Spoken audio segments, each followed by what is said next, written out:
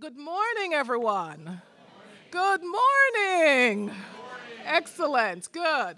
And it is a good morning, even though the rain did slow us down a little bit.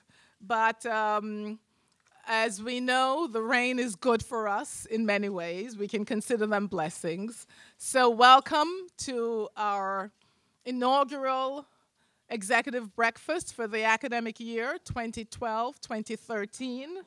You know who I am. I'm Marcia Keys, still president of this phenomenal York College, yes, and happy to be, very happy to be.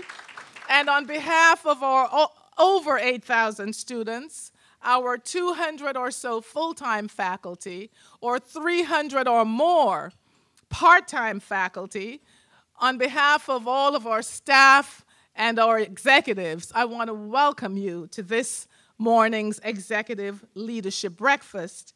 And our speaker, as you know, is Mr. Zane Tankel, and our student will do the formal introduction, and so I will just touch a little bit on who he is. I want to also acknowledge just a few people. Ms. Irma Arizamende, who is not here this morning, but she's a representative of JetBlue, and she is, JetBlue is our corporate sponsor for today's event. Unfortunately, she took a little bit of a fall, and she's going to be okay, but she's not going to be here with us this morning. But I did want to acknowledge our partnership with JetBlue and, of course, our work with her. I do also want to acknowledge a few of our key supporters, some of our local elected officials who are always there for us, whether early in the morning, late at night, whether during difficult budget times or during rich and robust budget times, and whether we need a little bit of counsel sometimes just to get through some of the difficulties we may face. And I want to specifically acknowledge Councilman Leroy Comrie, who I know is here. Thank you so much, Councilman Comrie, not only for being here this morning, but really being there for me right in the beginning of my time here at York College. I don't know if Assemblyman William Scarborough came in, but he may have a representative. Yes, of course. Thank you so much for being there. I always like to have my little chats with the Assemblyman. He always has some good ideas going around education, around economic development, and around after-school programs, and putting technology in the schools, and also helping those middle school children. So I really appreciate the work that he does. I want to also, of course, acknowledge our good friend, Bishop Charles Norris. I don't know if Archie is here yet. He usually comes, but thank you, Bishop Norris. Carlisle Towery is not in the room, but I know that a representative is. District Leader, Community Board, Jackie Boyce. Where are you, Miss Boyce? Okay, her presence is always here, and she'll probably come in later. Again, a very strong supporter of us in the early years. And Seth Bornstein of Queens Economic Development Corp. Seth, thank you for being here.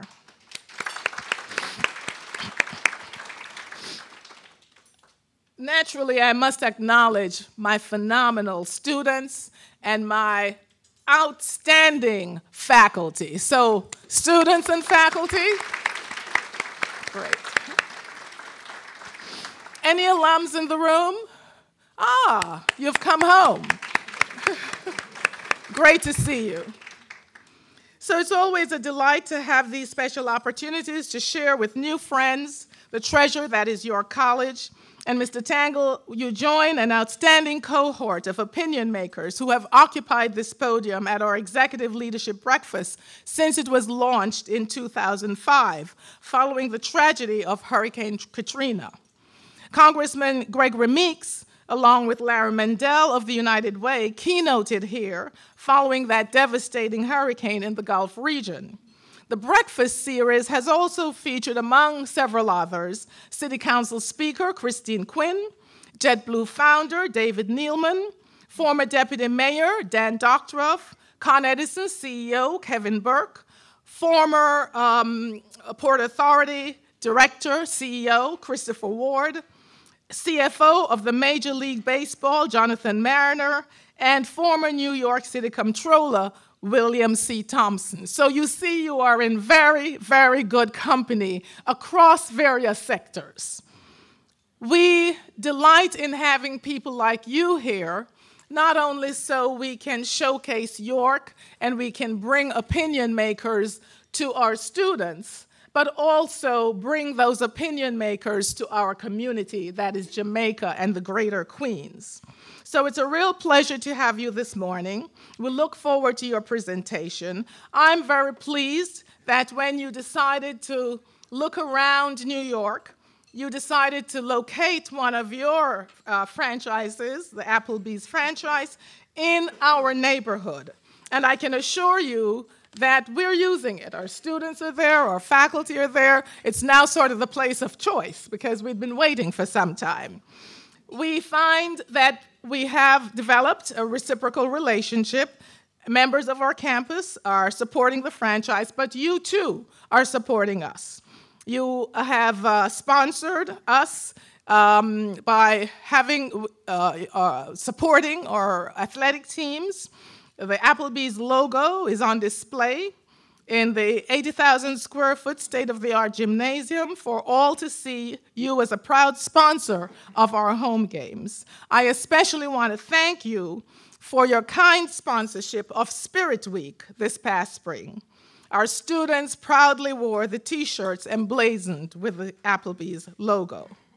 As president, I'm delighted to share with our general audience some good news about our students, our faculty, and alumni.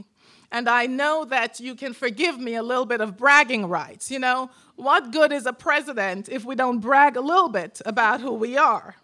And so I want to mention a couple of students who have just completed PhDs. One in particular, who graduated in 2006, has just finished up his PhD in physics from the University of Michigan, and he is starting, yes, his name is Yisa Ramallah, and he's starting his postdoc.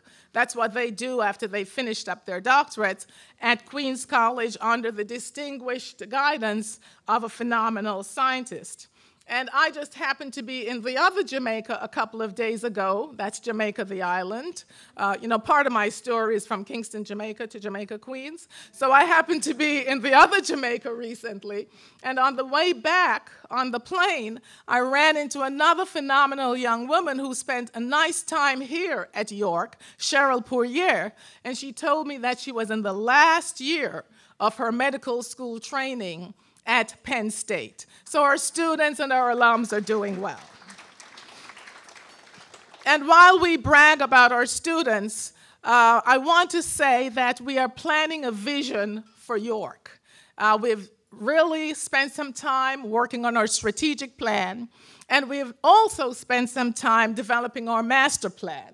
And while you can't see quite across the room, some of you can across the street there, that classroom building, if you come back in about 5 or 6 years, you will see a 9-story, state-of-the-art, shiny, shimmering beacon bulb of a building, which is going to be our academic village and conference center. It will be 160 square feet. We now have the design in place. We're coming very close to closing the deal on the design. We have not, however, closed the deal on all the money that we need. So this year, well, listen, what good is a college president if she doesn't beg? Come on now. Got to beg for funds to support this good work. So I will be going to Albany along with some students and others of my administration to see if we can get the over $200 million that we will need to break ground and to build that phenomenal building to really support the vision that we have here at York College. And in the meantime, if you cannot give towards that Capitol building, because that's not really sometimes what you can do, I do want to use this opportunity to ask you to give what you can. You have a very small brochure on your table, which talks about where futures take flight. And of course, you know we have an aviation management program, and so that's why we've used that language to resonate. We would like you to read more about our students and to consider making a contribution to your college to help to fund the very worthy students that we work with here. And so now to move our program, I'd like to invite Miss Stephanie Chimbo, who is a junior in business administration, who will introduce our keynote speaker. Stephanie, please come forward.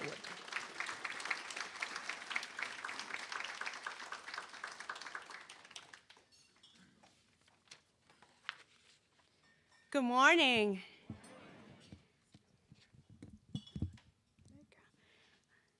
I am Stephanie Chimbo, and I am a junior majoring in business administration here at York College. I am also the president of the Entrepreneurship Club, and I'm here to welcome Mr. Zane Tankel, our keynote speaker for the Executive Leadership Breakfast.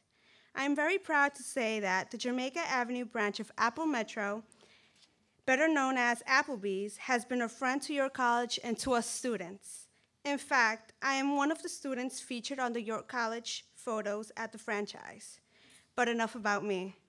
Mr. Zane Tankel is the chairman and CEO of Apple Metro, Inc. He is a graduate of the University of Pennsylvania Wharton School. Mr. Tankel, along with his co-founder, Roy Baumberg, started Apple Metro in 1994 with the opening of a single restaurant on Staten Island. Messrs. Tankel and Baumberg created this infrastructure and corporate ethos that has taken Apple Metro to approximately $140 million in annual sales.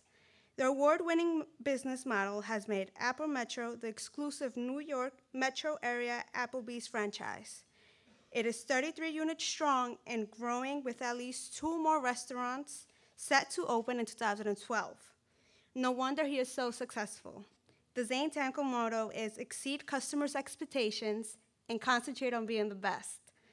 Ladies and gentlemen, please join me in welcoming Mr. Zane Tankel to York College to speak with us about his business.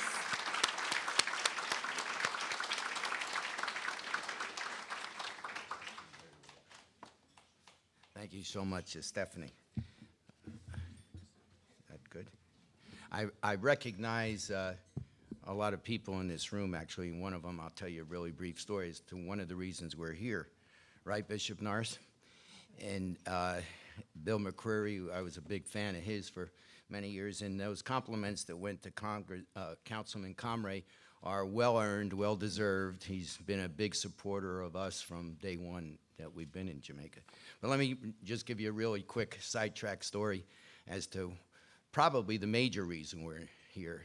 We had just opened in Bed-Stuy. One of the things, incidentally, we pride ourselves on being and doing is there's absolutely no conflict between being a very successful business and a good corporate citizen. They're one and the same if you really are successful.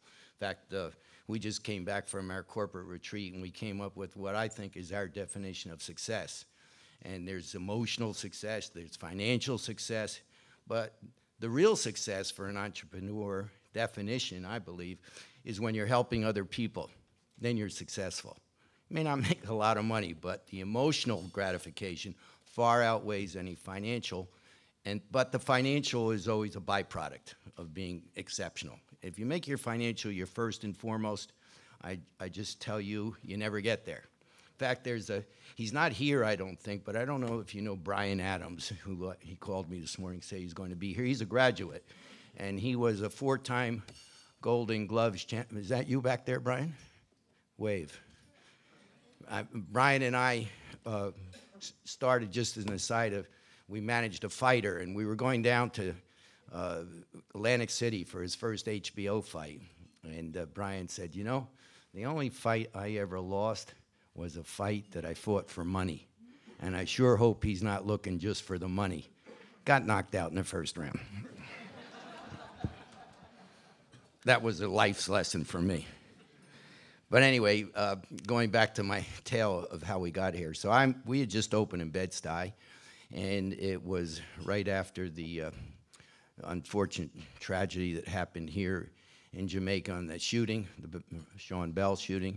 And had been visiting churches in Bed-Stuy with a couple of our people that actually were ex-gangbangers, and I'd say we were coming to Bed-Stuy to try and give young people a chance and an opportunity, and I've even brought a couple people, and it was totally unrehearsed. Some of them were trembling when they got up to speak, and we were at a church, and I was the next to last speaker, and they just excused everybody. Said, whoa, we have one more speaker, and he's come over here from Queens, and his name is Bishop Norris, and he wants to talk to y'all about what's going on in Queens. And he got up, and for those of you who know him in his firebrand, fire and brimstone, talking about bringing everybody to Queens and picketing the DA's office, and he wants Brooklyn behind him. By the way, I'm the only white guy in the place. I'm now beginning to wonder, do I get out? I'm just trying to get some business here. I'm just, come for breakfast, lunch, something. And he's getting more fired up. And I sort of sleeked underneath my chair at the table, and when it was over, I went, whew, and I walked over to him. And I said, Bishop, I don't agree with a thing you had to say, but I sure admire your passion, and I sure admire your desire to make things change. And then he looked at me and he said, why aren't you in Jamaica, Queens? And I said, because we haven't found a site. He said, I'll find you a site. I said, well, here's my card. And of course, a couple days later, Bishop Norris called me, and we came out, we looked and we looked. Never did find us a site, but we tried hard.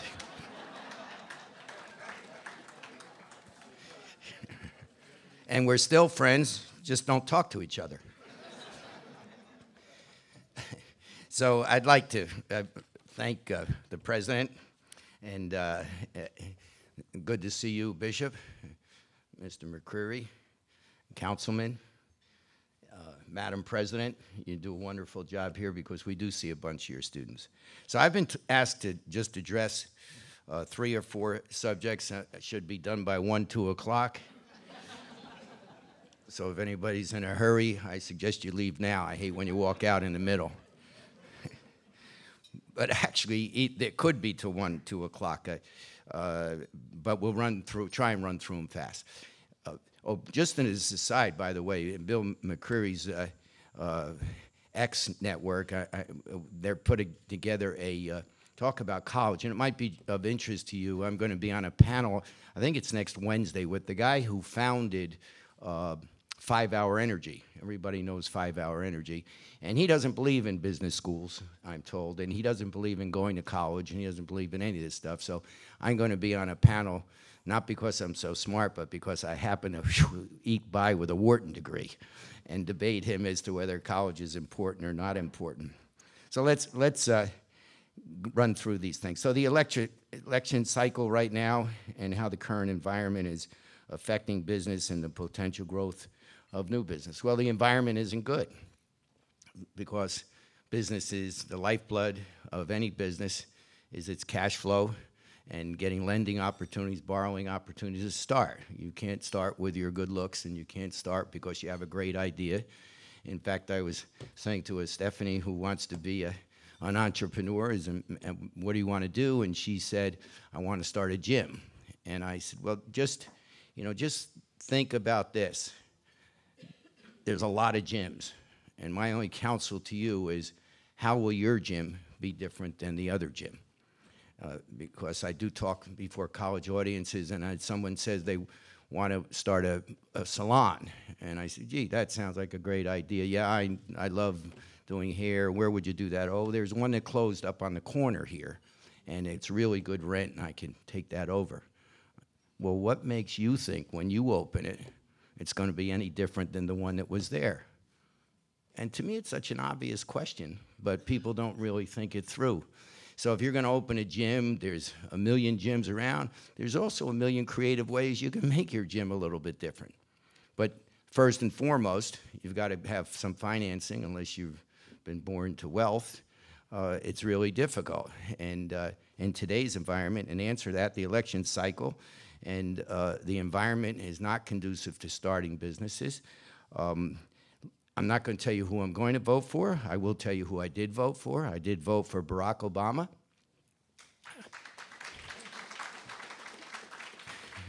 But I won't tell you who I'm going to do, so please don't interpret this as being one way or another, but the environment is very different today of 4 years ago, and it's very difficult to get financing. Banks have tons of money. They're not lending it, and they're not lending it because of the regulations that they have that oversee them in terms of extending themselves. You know, life in politics in the world is a big pendulum. So if it went all the way right, now it went all the way left. So now, if you go to a bank, and if anybody's going to be an entrepreneur, you're going to have to go through that process.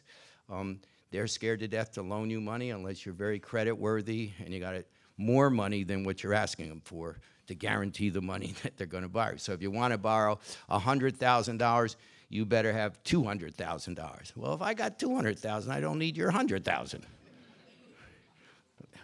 So that's it. We'll run through these reasonably quickly because I'm told you want some time for Q&A. So the environment is dramatically different.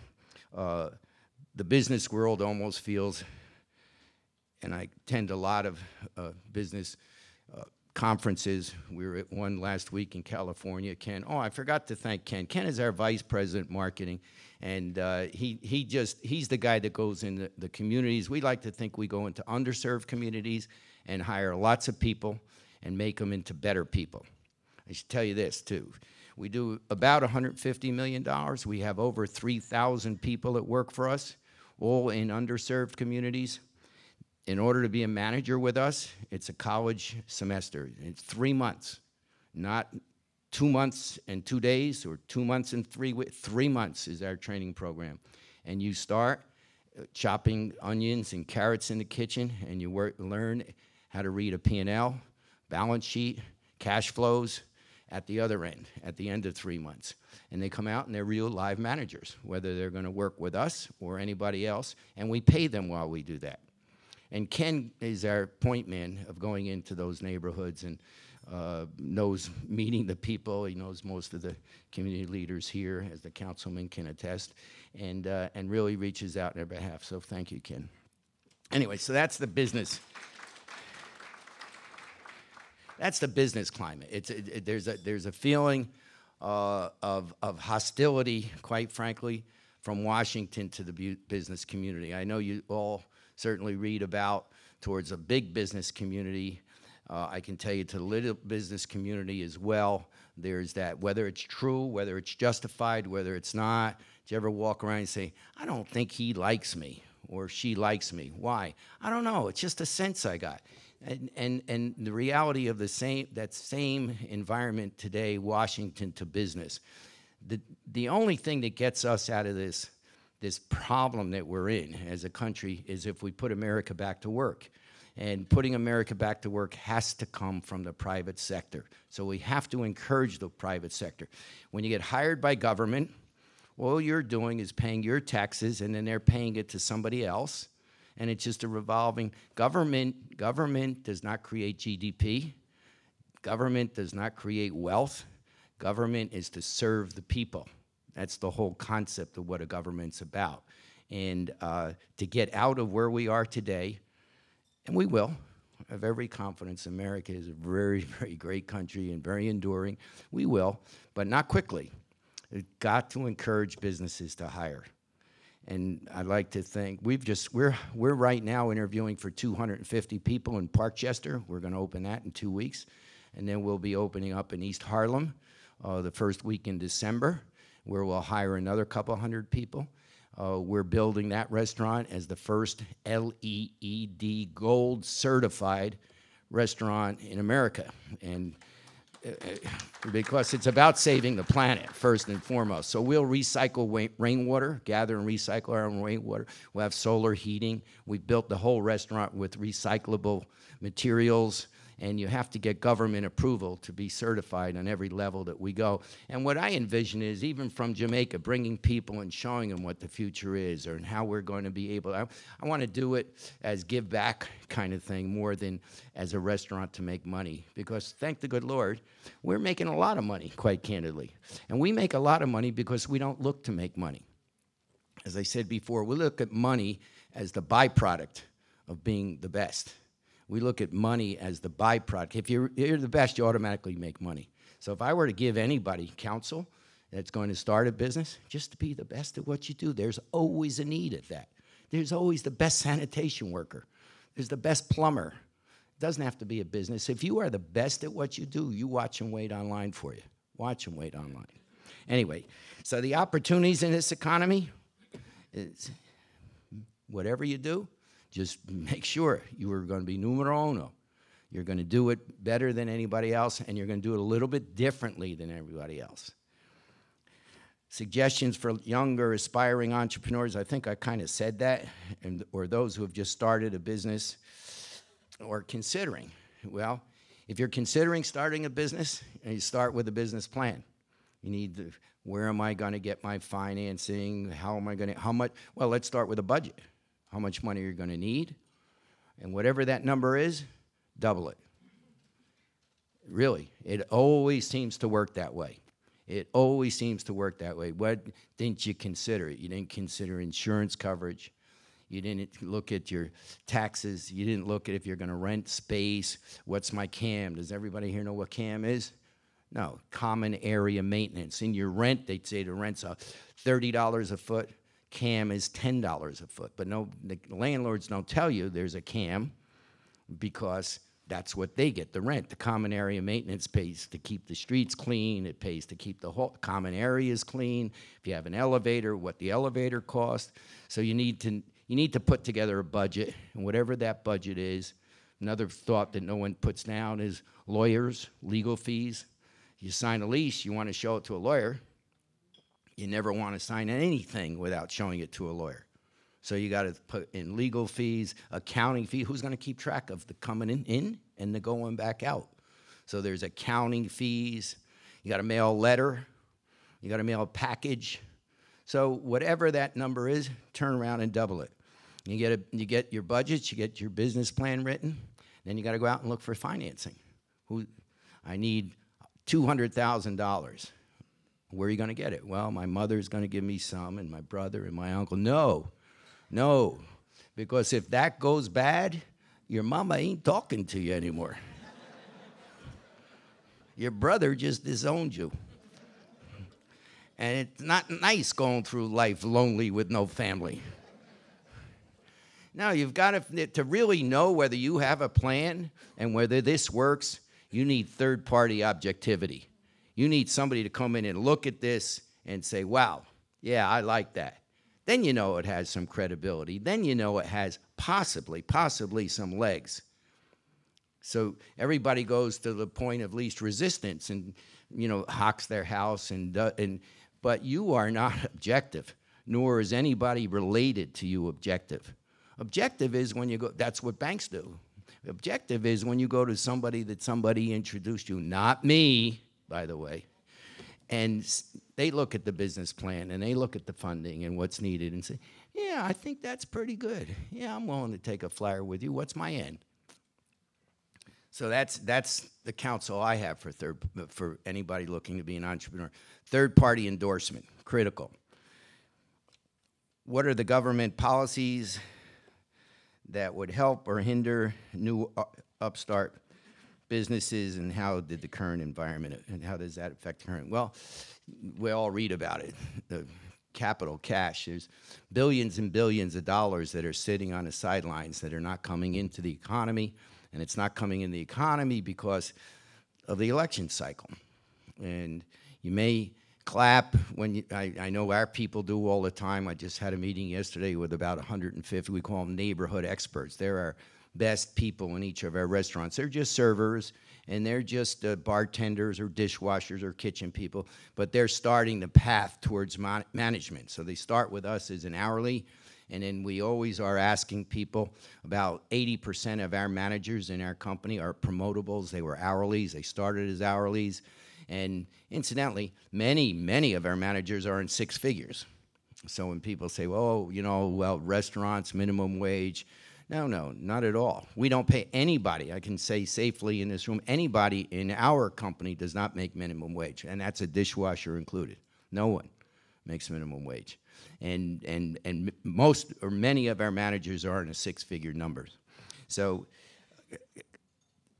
coming back to what do they need to come in? You have to have a desire, you have to have a passion, you have to have a vision, and you have to be willing to learn. Most importantly, this environment, your college, and is what it's all about. In fact, you don't have to turn on Channel 5 about my debate. I'm going to say what Wharton made me do more than anything is think.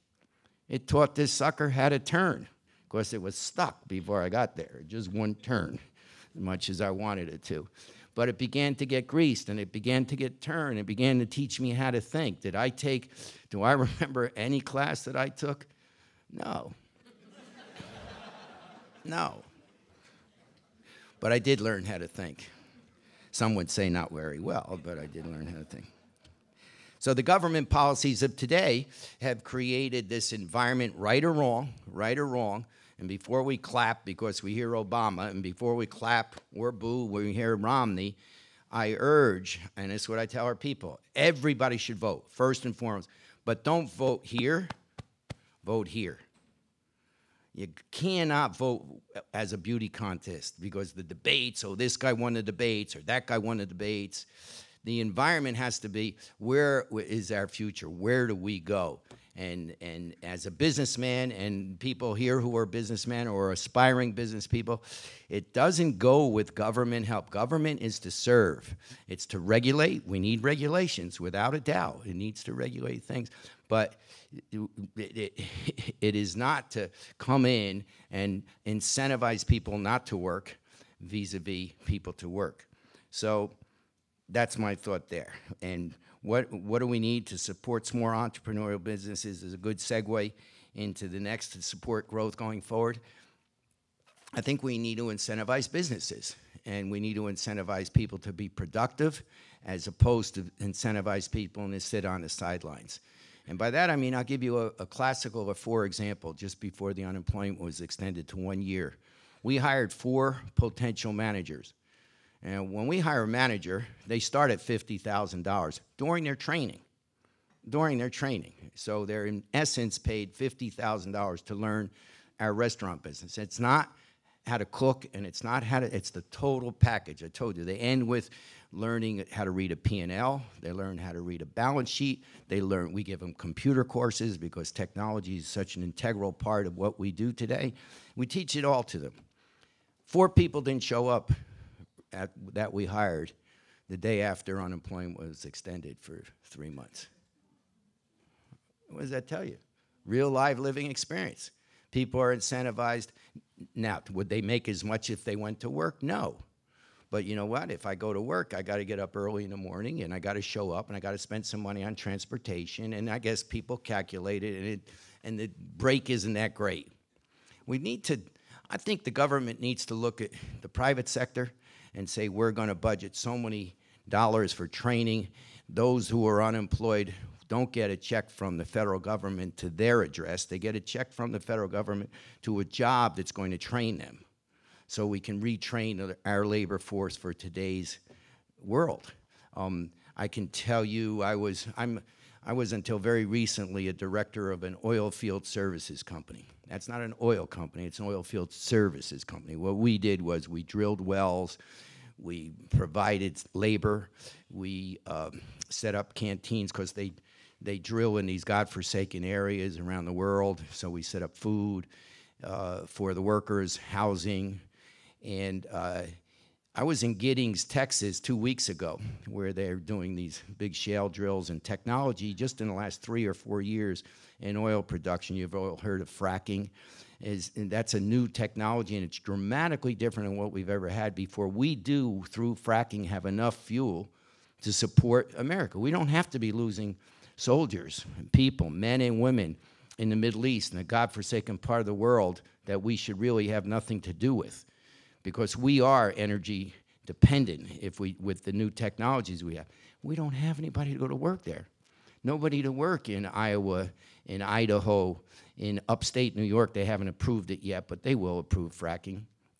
And just as a quick lesson in that, fracking, the technology that's changed to drill a well, you've all seen in the movies and pictures, there's a large rig and it drills straight down. Well, what fracking does is, it's called directional drilling. If I want to drill underneath a mountain that's a mile away, I can now, through technology, drill down just so deep, and then I can turn the drill, and I can go horizontal till I get underneath that mountain, and then I can turn and drill down again. That's just in the last 5 years. So they can drill oil everywhere, anywhere, but they don't have people to go out there and drill. There are huge shortages of people to work in energy, but we're not really circulating that. We're not really recruiting people to go in, and there's jobs for hundreds of thousands of people in energy, and getting it, more importantly, energy independent, which is what America has to do. So that's what I think we need to do in terms of supporting America going forward. And last, how has the business environment landscape changed from when you first started? I'll tell you how it's changed real quick, how we started. I grew up in Paterson, New Jersey, son of a poor mother and father. I was in a cellular family, but I was a family that was one of the very few that spoke English, and they were not immigrants. It was a black and Italian community. I was Jewish. I didn't know where I belonged. I joined both gangs just to be safe. But I did not succeed. I want you all to know that. They knew I wasn't black and I couldn't speak Italian, so there I was. But the opportunity to go to Wharton, to go to college, was something, candidly, I did not want to do. It's funny that I talk in front of college audiences today. I wanted to go into the military. That was my dream. But my father was a hardworking guy, and he asked me, please, please, apply to college. Just go apply. If you don't get accepted, so be it.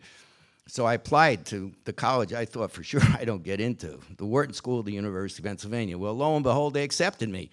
They must have read somebody else's application, I'm still certain. But in any case, I went there, and so I did a bunch of different things before I wound up with the Applebee's organization through a third party who introduced me to it, and I did the business plan because I learned that in Wharton, and I submitted it to a third party, which was a bank. So here's how the environment changed. We went to a bank, and they gave us 110% financing. How do you get 110? They gave us 100% because they loved our business plan that we put together, 100% to build the first restaurant, which was in Staten Island, and 10% for working capital. And that's one of the reasons I say double whatever you think you need, because the working capital piece of it doesn't matter if you get your business up and running and that gym is all set. And now I got my first payroll. Oh, I forgot that one. I got it up, though. It's all here. We even have people coming in. Yeah, but you can't pay your people. So in your working capital piece, probably should go out minimum of 6 months, anticipating that there's not going to be a cash flow. There's a big difference, incidentally, in running a business between what your P&L says, I'm making tons of money, I'm just filing for bankruptcy. Making tons of money, filing for bankruptcy? Sure, because there's a thing called cash flow, and they have no relationship to what money you're making, believe it or not. And here's how that works. So I do something. Well, let's take a Stephanie's business, which should be a relatively simple one in terms of moving pieces, the gym business. So I get 1,000 people to join my gym, and I send out 1,000 invoices payable within 30 days.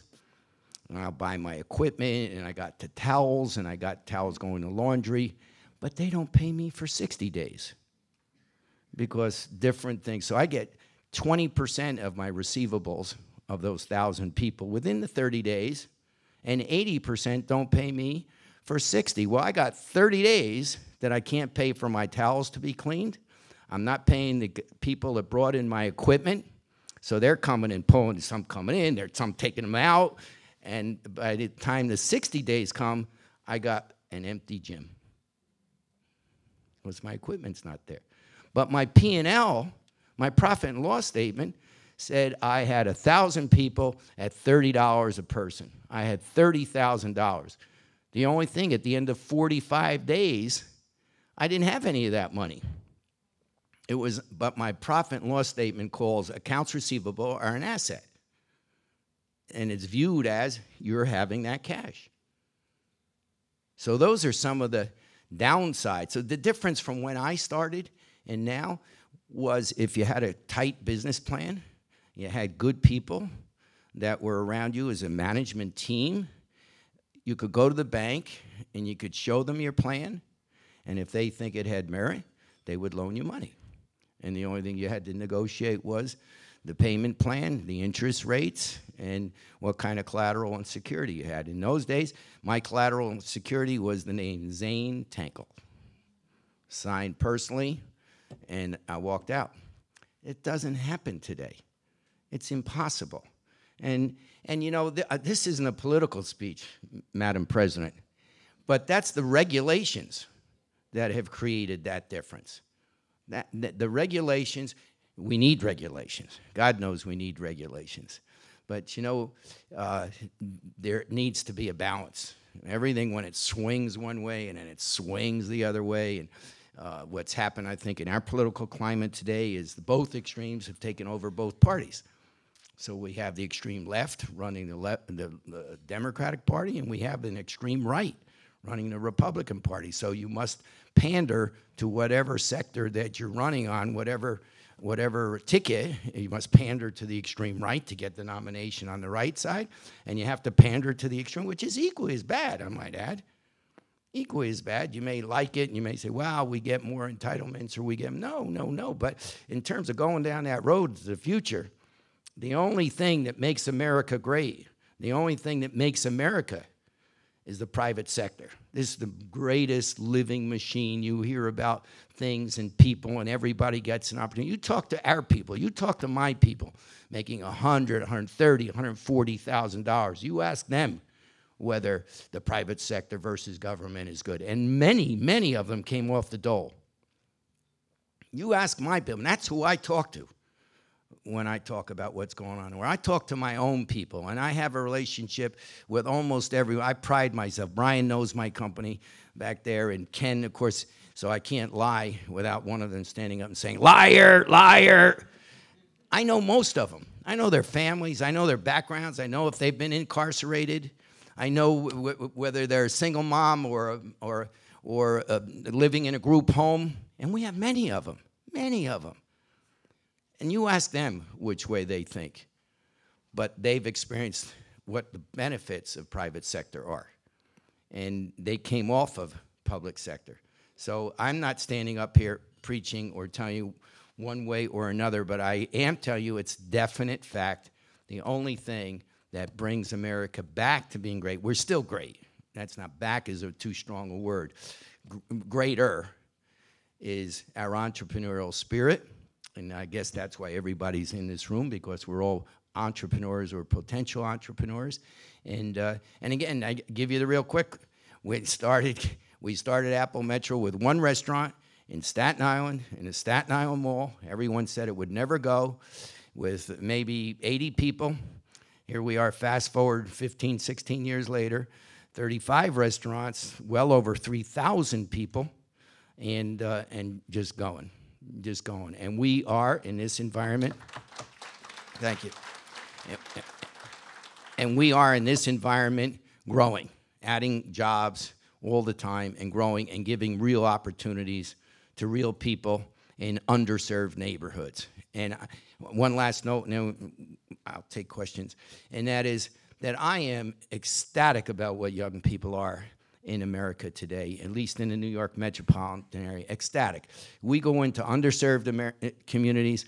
We go, as I said, some of them were incarcerated, some were in trouble, some are in college. We go across the spectrum in underserved communities. 80% of our labor force of 3,000 people are minorities, and they want to work. and they're great people. Do we win every time? No. But I don't know anybody that wins every time. But we win enough times that we just continue to do this. We're ecstatic about it. We're ecstatic with our people. I know if I walk down Jamaica Avenue at 1 o'clock in the morning and somebody wants to play with me, I got 14 guys jumping out of my window to look after me. Because they're grateful. They understand. It's what it's about. And they've experienced, they've tasted what can happen if you just put your head down and you go to work. Okay, I guess I've talked over my line.